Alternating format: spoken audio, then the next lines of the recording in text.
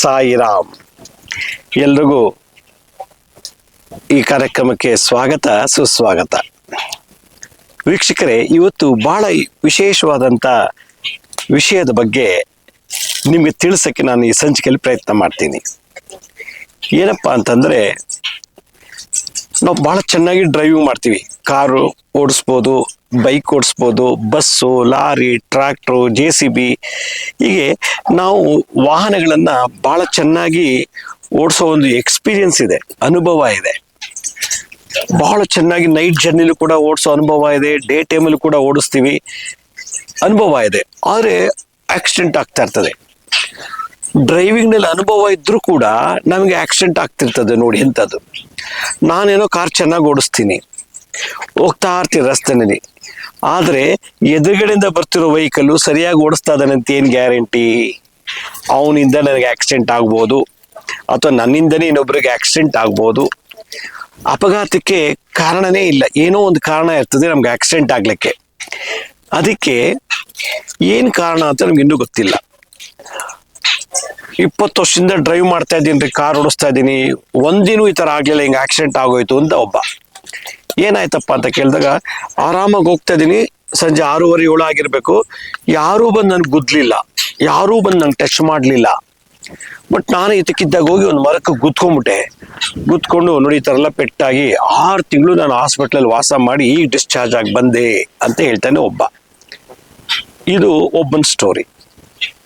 ಇನ್ನೊಂದು, ಅವ್ರ ಜಾತಕದಲ್ಲೇ ಅಪಘಾತ ದೋಷನೇ ಇಲ್ಲ, ಆಕ್ಸಿಡೆಂಟ್ ಆಗಿ ನರಳಬೇಕು ಅನ್ನೋ ಯೋಗನೇ ಅದರಲ್ಲಿಲ್ಲ. ಆದರೂ ಕೂಡ ಪದೇ ಪದೇ ಆಕ್ಸಿಡೆಂಟ್ ಆಗ್ತಾನೆ ಇರ್ತದೆ. ಕಾರಣ ಏನು ಗೊತ್ತಿಲ್ಲ. ಡ್ರೈವಿಂಗಲ್ಲಿ ಎಕ್ಸ್ಪೀರಿಯನ್ಸ್ ಇದೆ, 3 ತಿಂಗಳಿಗೊಂದ್ಸಲ ಆಕ್ಸಿಡೆಂಟು, 2 ತಿಂಗಳಿಗೊಂದ್ಸಲ ಆಕ್ಸಿಡೆಂಟು, ಆ ವರ್ಷದಲ್ಲಿ ಒಂದು 5-6 ಸಲ ಆಕ್ಸಿಡೆಂಟ್ ಆಗಿದೆ, ಹೋಗಿ ಟ್ರೀಟ್ಮೆಂಟ್ ತಗೊಳ್ತಾ ಇರೋದು. ಇದು ಒಬ್ಬರ ಜೀವನದಲ್ಲಿ ಈ ಥರ ನಡೀತಾ ಇರ್ತದೆ.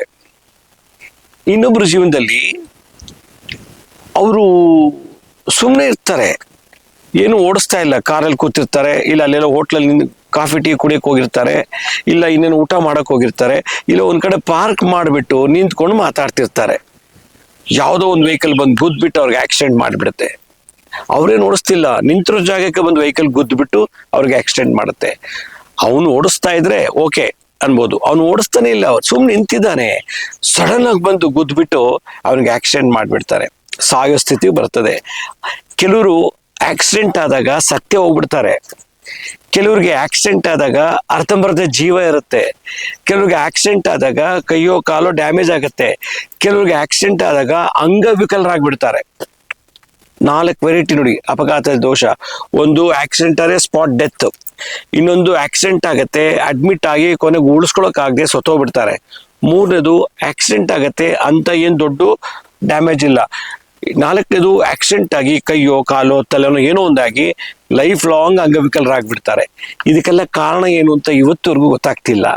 ಅದರಿಂದ ಯಾರ್ಯಾರ ಹತ್ರ ಕಾರ್ ಇದೆಯೋ, ಯಾರ್ಯಾರ ಹತ್ರ ಬೈಕ್ ಇದೆಯೋ, ಯಾರ್ಯಾರ ಹತ್ರ ಏನೋ ವೆಹಿಕಲ್ ಇರಲಿ, ಓಡ್ಸೋಕ್ ಮುಂಚೆ 10 ಸಲ ಯೋಚನೆ ಮಾಡಬೇಕು.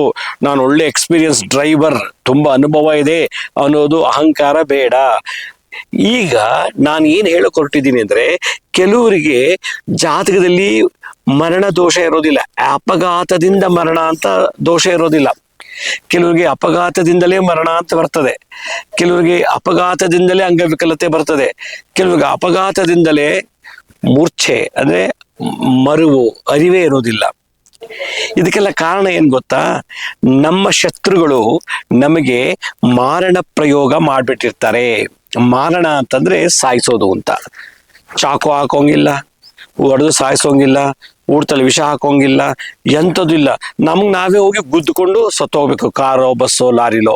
ಹೀಗೆ ಮಾರಣ ಪ್ರಯೋಗದಿಂದ ಸಾವು ಬರುವಂಥ ಪ್ರಯೋಗಗಳು ಷಟ್ ಕರ್ಮದಲ್ಲಿದೆ. ಷಟ್ ಅಂದರೆ 6 ಕರ್ಮಗಳಲ್ಲಿ ಮಾರಣ, ಸ್ತಂಭನ, ವಿದ್ವೇಷನ, ಉಚ್ಚಾಟನ, ಮೋಹನ, ವಶೀಕರಣ ಅಂಥೇಳಿ 6 ಥರದ ಕರ್ಮಗಳನ್ನು ಮಾಟಮಂತ ತಂತ್ರದಲ್ಲಿ ಮಾಡ್ಬೋದು. ಹೀಗಾಗಿ ಈ ಮಾರಣ ಪ್ರಯೋಗ ನಮ್ಮ ಜಾತಕದಲ್ಲಿ ಯಾವಾಗ ಬರ್ತದೋ ಗೊತ್ತಿಲ್ಲ. ಜಾತಕದಲ್ಲಿ ನನಗೆ ಆಕ್ಸಿಡೆಂಟ್ ಸಾಯಬೇಕು ಅಂತ ಬರ್ದಿಲ್ಲ, ಆದರೆ ನಮ್ಮ ಜಾತಕಕ್ಕೆ ಹೊರಗಡೆಯಿಂದ ಶಕ್ತಿಯನ್ನು ತುಂಬಿ ನಮಗೆ ಆಕ್ಸಿಡೆಂಟ್ ಆಗಿ ನಾವೇ ಆತ್ಮಹತ್ಯೆ ಮಾಡಿಕೊಂಡು ವಿಷ ಕುಡಿದು ನೇಣು ಹಾಕೊಂಡು ಬೆಂಕಿ ಹಾಕೊಂಡು ನೀರಿಗೆ ಬಿದ್ದು ಯಾವುದೋ ರೀತಿಲಿ ನಾವು ಸತ್ತೋಗ್ಬೇಕು ಆ ರೀತಿ ಮನಸ್ಸು ಬರೋಂಗೆ ಮಾಡ್ತಾರೆ ಮಾಟ ಮಂತ್ರದಲ್ಲಿ. ಅದನ್ನು ಮಾರಣ ಪ್ರಯೋಗ ಅಂತಾರೆ. ಇದಕ್ಕೇನೆಲ್ಲ ಬೇಕು? ಮಾರಣ ಪ್ರಯೋಗ ಮಾಡ್ತಾರೆ ಅಂದರೆ ನಾವು ಮುಟ್ಟುವಂಥ ವಸ್ತುಗಳು, ಉಗುರು ಇರ್ಬೋದು, ತಲೆ ಕೂದಲು ಇರ್ಬೋದು, ನಾವು ಹೊಟ್ಟರು ವಸ್ತ್ರ ಇರ್ಬೋದು, ನಾವು ಹಾಕೊಂಡಿರೋ ಪಾದರಕ್ಷೆ ಇರ್ಬೋದು, ನಾವು ಕೂತಂಥ ಜಾಗದಲ್ಲಿರೋ ಮಣ್ಣನ್ನು ತೆಗಿತಾರೆ, ನಾವು ತಿಂದು ಬಿಸಾಕಿದ ಅನ್ನದ ಎಂಜಲ್ ತಗೊಂಡು ಹೋಗ್ತಾರೆ, ಹೀಗೆ ಅಥವಾ ನಮ್ಮ ಫೋಟೋ ತಗೊಂಡು ಹೋಗ್ಬಿಡ್ತಾರೆ. ಯಾವ್ದಾದ್ರು ಒಂದು ವಸ್ತು ಸಿಕ್ಕಿದ್ರೆ ಅದರಲ್ಲಿರೋ ಸೆಲ್ಸ್, ಅದರಲ್ಲಿರೋ ಒಂದು ಮಾಲಿಕ್ಯೂಲ್ಸ್ನ ಒಂದು ಪ್ರತಿಮೆಗೆ ಆವಾಹನೆ ಮಾಡಿ ಅದಕ್ಕೆ ಮಾರಣ ಪ್ರಯೋಗ ಒಂದು ಮಂತ್ರಗಳಿದೆ, ಆ ಮಂತ್ರನ ಸೇರಿಸಿ, ಮಂತ್ರ ಅಂದರೆ ಎಲೆಕ್ಟ್ರಿಸಿಟಿ, ತಂತ್ರ ಅಂದರೆ ನಮ್ಮ ಉಗುರು, ಕೂದಲು, ಚಪ್ಪಲಿ, ಬಟ್ಟೆ ಇವೆಲ್ಲ ಸೇರಿಸಿರ್ತಾರೆ, ತಂತ್ರ ಅಂದರೆ ಟೆಕ್ನಾಲಜಿ ಯೂಸ್ ಮಾಡ್ತಾರೆ. ಇದೆಲ್ಲ ಮಾಡಿಸಿ ಮಾರಣ ಪ್ರಯೋಗ ಮಾಡಿದ ಒಂದು ವಾರ ಅಥವಾ 21 ದಿವಸ ಇಲ್ಲ 48 ದಿವಸ ಇಲ್ಲ 108 ದಿನದಲ್ಲಿ ಆ ಮಂತ್ರ ಪ್ರಯೋಗದಿಂದ ನಮಗೆ ಆಕ್ಸಿಡೆಂಟ್ ಆಗಿಬಿಡ್ತದೆ. ಹಾಗಾದ್ರೆ ಈ ಮಾರಣ ಪ್ರಯೋಗ ನಮ್ಮ ಜಾತಕದಲ್ಲಿ ಯಾರು ಮಾಡಿದ್ರೆ, ಹಿಂದೆ ಮಾಡುವಂಥ ಶತ್ರುಗಳ ಮುಂದೆ ಇದ್ರೆ, ಮಾಡುವಂಥವ್ರು ಮುಂದೆ ಹುಟ್ಕೊಂಡ್ರೆ ಅದಕ್ಕೆಲ್ಲ ದಿಗ್ಬಂಧನ ಏನು ಮಾಡಬೇಕು ಅನ್ನೋ ಒಂದು ಪ್ರಶ್ನೆ ಬಂದಾಗ ಅದಕ್ಕೆ ಉತ್ತರ ಬಹಳ ಈಸಿ.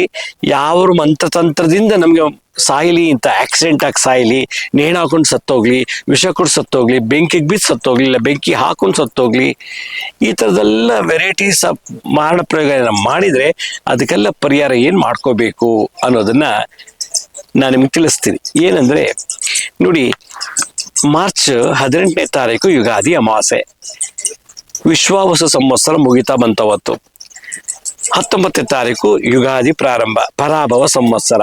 ಈ ಅಮಾವಾಸ್ಯೆ ದಿವಸ ಹೊಸ ವರ್ಷದ ಪ್ರಾರಂಭದ ಈ ಒಂದು ಪರ್ವಕಾಲದಲ್ಲಿ, ಆ ಸಂಧಿ ಕಾಲದಲ್ಲಿ ಬೆಂಗಳೂರಿನಲ್ಲಿ ನಾವು 21 ವೆರೈಟಿ ಕಾಳಿಯರು, 21 ವೆರೈಟಿ ದುರ್ಗಿಯರು, 40 ವೆರೈಟಿ ಪ್ರತ್ಯಂಗಿರಾದೇವಿ, ದಶಮಹಾಕಾಳಿಯರದೆಲ್ಲ ಸೇರಿಸಿ ದೊಡ್ಡ ಮಹಾಯಾಗ, ಒಂದು ಕಂಪ್ಲೀಟ್ ಫುಲ್ ಪ್ಯಾಕೇಜ್. ಕಾಳಿ ಪ್ರಯೋಗ ಮಾಡಿದಾರ, ಅದಕ್ಕೆ ಪರಿಹಾರ ಆಗತ್ತೆ. ಅವತ್ತು ದುರ್ಗಾ ಪ್ರಯೋಗ ಮಾಡಿದಾರ, ಅದಕ್ಕೆ ಪರಿಹಾರ ಆಗತ್ತೆ. ದಶಮಹಾಕಾಳಿ ಉಪಯೋಗಿಸ್ಕೊಂಡು ಏನೋ ಪರಿಹಾರ ಮಾಡಿದಾರ, ಚಿನ್ನಮಸ್ತಾದೇವಿ, ಷೋಡಶಿ, ಈ ಥರದ್ದು ಏನಾರು ಉಪಯೋಗಿಸ್ಕೊಂಡು ಮಂತ್ರತಂತ್ರ ಮಾಡಿದರೆ ಅದಕ್ಕೆ ಪರಿಹಾರ.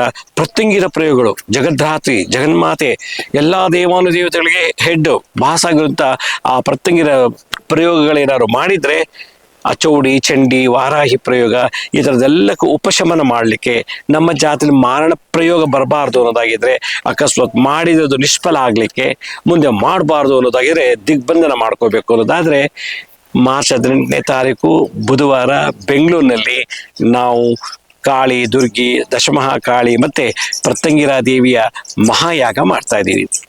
ಇದು ಮಧ್ಯಾಹ್ನ ಸುಮಾರು 3 ಗಂಟೆಗೆ ಸಂಕಲ್ಪದೊಂದಿಗೆ ಪ್ರಾರಂಭ ಆಗಿ ರಾತ್ರಿ 9:30 ಗಂಟೆ ಒಳಗೆ ಮುಗಿಸ್ಬಿಡ್ತೀವಿ. ಎಲ್ಲ ದೇವತೆಗಳ ಮಂತ್ರ ತಂತ್ರಗಳನ್ನು ಮಾಡಿಸಿ, ನಿಮ್ಮ ಕೈಯಲ್ಲೇ ಮುದ್ರಾ, ಮಂತ್ರ, ತಂತ್ರಗಳನ್ನು ಮಾಡಿಸಿ, ನಿಮ್ಮ ಕೈಯಲ್ಲಿ ಕೆಲವು ತಂತ್ರಗಳನ್ನು, ಗಿಡಮೂಲಿಕೆಗಳನ್ನು ಕೊಟ್ಟು ನಿಮ್ಮ ಕೈಲಿಂದಲೇ ಅದಕ್ಕೆ ಪೂರ್ಣಾಹುತಿ ಮಾಡಿಸ್ತಾ ಇದ್ದೀವಿ. ಇದು ಒಂದು ವಿಶೇಷವಾದ, ಇಡೀ ಜಗತ್ತಿನಲ್ಲೇ ಒಂದು ವಿಶೇಷವಾದದ್ದು. ಕಾಳಿ, ದುರ್ಗಿ, ದಶಮಹಾಕಾಳಿ ಪ್ರತ್ಯಂಗಿರ ಯಾಗವನ್ನು ಏಕಕಾಲದಲ್ಲಿ, ಅದು ಅಮಾವಾಸ್ಯೆ ದಿವಸ ಹಳೆಯ ವರ್ಷ ಮುಗಿದು ಹೊಸ ವರ್ಷ ಪ್ರಾರಂಭ ಆಗುವ ಸಂದರ್ಭದಲ್ಲಿ ಈ ಕಾರ್ಯಕ್ರಮ ಮಾಡ್ತಾ ಇದ್ದೀವಿ. ಈ ಒಂದು ವಿಶೇಷವಾದಂಥ ಕಾರ್ಯಕ್ರಮಕ್ಕೆ ನೀವು ಭಾಗವಹಿಸಿ. ಮಾರಣ ಪ್ರಯೋಗ ನಿಮ್ಮಲ್ಲಿ ಏನಾರಾಗಿದೆ, ಯಾರ್ಯಾರು ವೆಹಿಕಲ್ಸ್ ಇಟ್ಕೊಂಡಿದ್ದೀರೋ, ಯಾವುದೇ ವೆಹಿಕಲ್ ಆಗಿರಲಿ, ಅಂಥವ್ರು ಈ ಕಾರ್ಯಕ್ರಮದಲ್ಲಿ ಭಾಗವಹಿಸಿದ್ರೆ ಒಳ್ಳೇದು. ಗೊತ್ತಾ, ಯಾವಾಗ ಯಾವ ರೀತಿ ನಮ್ಗೆ ಆಕ್ಸಿಡೆಂಟ್ ಆಗುತ್ತೋ, ಯಾವ ಸಾವು ಬರುತ್ತೋ ಗೊತ್ತಿಲ್ಲ. ಅಂಥ ಸಾವಿಂದ ಗೆಲ್ಲಬೇಕು ಅಂದರೆ, ಪರಾಭವ ಸಂವತ್ಸರದಲ್ಲಿ ನಾವು ಚೆನ್ನಾಗಿರ್ಬೇಕು ಅಂದರೆ, ಸುಖವಾಗಿರ್ಬೇಕು ಅಂತಂದರೆ ಈ ಒಂದು ಮಹಾಯಾಗದಲ್ಲಿ ತಾವು ಭಾಗವಹಿಸಿ. ಇದಕ್ಕೆ ನೀವೇನೇನು ತರಬೇಕು? 12 ನಿಂಬೆಹಣ್ಣು ತರಬೇಕು. ನಿಂಬೆಹಣ್ಣು, ರಾಹು, 12 ಕಾಯಿನ್, ₹1 ಅಥವಾ ₹2 ಕಾಯಿನ್ಸ್ಗಳು, ಒಂದು ತೆಂಗಿನಕಾಯಿ. ತೆಂಗಿನಕಾಯಿನ 9 ಗ್ರಹಕ್ಕೆ ಸಂಬಂಧಪಟ್ಟದ್ದು, ನವಗ್ರಹಗಳು ಅದರಲ್ಲಿರ್ತದೆ ಅಂತಾರೆ. ಒಂದು ತೆಂಗಿನಕಾಯಿ, 12 ನಿಂಬೆಹಣ್ಣು, 12 ಕಾಯಿನ್ಸ್ ನೀವು ತಗೊಂಬರ್ಬೇಕು. ನಿಮ್ಮನೆಯಿಂದ ಯಾರು ಬರ್ಲಿಕ್ಕೆ ಆಗಲ್ವೋ ಅಂಥವ್ರ ಕೈಯಲ್ಲಿ ಆ ನಿಂಬೆಹಣ್ಣು, ತೆಂಗಿನಕಾಯಿ, ಕಾಯಿನ್ಸ್ನ ಮುಟ್ಟಿಸಿ ಪ್ರಾರ್ಥನೆ ಮಾಡಿಸಿ ತಗೊಂಡು ಬರಬೇಕು ಯಾಗ ನಡೆಯೋ ಸ್ಥಳಕ್ಕೆ. ಅಲ್ಲಿ ನಾವು ನಿಮಗೆ ಭಾಳ ವಿಶೇಷವಾದಂಥ ಮಂತ್ರತಂತ್ರಗಳಿಂದ ಅದನ್ನು ತೆಕ್ಕೊಳ್ಳೋದು ಹೇಗೆ, ಮಾರಣ ಪ್ರಯೋಗ ತೆಗೆಯೋದು ಹೇಗೆ ಅನ್ನೋದನ್ನು ನಾನು ನಿಮಗೆ ಕಲಿಸ್ಕೊಡ್ತೀನಿ. ಇದು ನಡೆಯೋದು ಮಾರ್ಚ್ 18ನೇ ತಾರೀಕು ಮಧ್ಯಾಹ್ನ 3 ಗಂಟೆ ಪ್ರಾರಂಭ ಆಗುತ್ತೆ. ಬೆಂಗಳೂರಿನಲ್ಲಿ ಈ ಕಾರ್ಯಕ್ರಮ ನಡೀತಾ ಇರೋದು ಭಾಳ ವಿಶೇಷವಾದಂಥದ್ದು. ಈ ಕಾರ್ಯಕ್ರಮಕ್ಕೆ ನೀವೆಲ್ಲರೂ ಕುಟುಂಬ ಸಮೇತ, ಬಂಧು ಮಿತ್ರರ ಸಮೇತ ಬನ್ನಿ. ಈ ಕಾರ್ಯಕ್ರಮಕ್ಕೆ ಯಾವ ರೀತಿ ರಿಜಿಸ್ಟ್ರೇಷನ್ ಮಾಡ್ಕೋಬೇಕು ನೋಡಿ, ಸ್ಕ್ರೀನ್ ಮೇಲೆ ತೋರಿಸ್ತಾ ಇದ್ದೀನಿ ನೋಡಿ. SPTT.in ಅಂತ, ಶ್ರೀ ಪಾಂಡುರಂಗ ಟೆಂಪಲ್ ಟ್ರಸ್ಟ್.in ಅಂತ ಇದಕ್ಕೆ ಲಾಗಿನ್ ಆಗಿ ಅಲ್ಲಿ ನಿಮ್ಗೆ ಎಲ್ಲ ಡೀಟೇಲ್ಸ್ ಕೊಟ್ಟಿದ್ದೀವಿ. ಮತ್ತು ಯಾವ ರೀತಿ ರಿಜಿಸ್ಟ್ರೇಷನ್ ಮಾಡ್ಕೋಬೇಕು ಅಂತ ಕೂಡ ನಾವು ಆ ಫ್ಲೋ ಹೇಳ್ಕೊಡ್ತೀವಿ. ಭರ್ತಿ ಮಾಡಿ, ಫಾರ್ಮ್ ಭರ್ತಿ ಮಾಡಿಬಿಟ್ಟು ಇಮಿಡಿಯೇಟಾಗಿ ಸಬ್ಮಿಟ್ ಮಾಡಿ. ಕೇವಲ ಕೆಲವೇ ಸೀಟ್ಗಳು ಮಾತ್ರ ಉಳ್ಕೊಂಡಿದೆ, ಅದ್ರಲ್ಲಿ ನೀವು ಒಬ್ಬರು ಅಂತ ತಿಳ್ಕೊಳ್ಳಿ. ಇದಾದ ನಂತರ ನಾನು ನಿಮಗೆ ತಂತ್ರಮಂತ್ರಗಳಿಂದ ಎಲ್ಲ ಥರ ಮಾಟ ಮಂತ್ರ ತೆಗೆಯೋದು ಹೇಗೆ ಅಂತ ಅವತ್ತು ಕಲಿಸ್ಕೊಡ್ತೀನಿ. ಅತಿ ಶೀಘ್ರದಲ್ಲಿ ಇದನ್ನು ರಿಜಿಸ್ಟರ್ ಮಾಡಿ ನಿಮ್ಮ ಸ್ನೇಹಿತರಿಗೂ ಹೇಳಿ, ಬಂಧು ಮಿತ್ರರಿಗೂ ಹೇಳಿ. ಈ ಒಂದು ಕಾರ್ಯಕ್ರಮಕ್ಕೆ ತಾವೆಲ್ಲರೂ ಹೃದಯಪೂರ್ವಕ ಬಂದು ಈ ಮಾರಣ ಪ್ರಯೋಗದಿಂದ ಮುಕ್ತರಾಗಿರಿ ಅಂತ ಹೇಳ್ತಾ ಇವತ್ತಿನ ಸಂಚಿಕೆಯನ್ನು ಮುಗಿಸ್ತೀನಿ. ಇದೇ ರೀತಿ ನಾಳಿನ ಸಂಚಿಕೆಯಲ್ಲಿ ಮತ್ತೊಂದು ವಿಶೇಷವಾದಂಥ ಮಾಹಿತಿಯೊಂದಿಗೆ ತಮ್ಮನ್ನು ಭೇಟಿ ಮಾಡ್ತೀನಿ. ಅಲ್ಲಿವರೆಗೂ ನನ್ನ ನಮಸ್ಕಾರ. ಸಾಯಿರಾಮ್.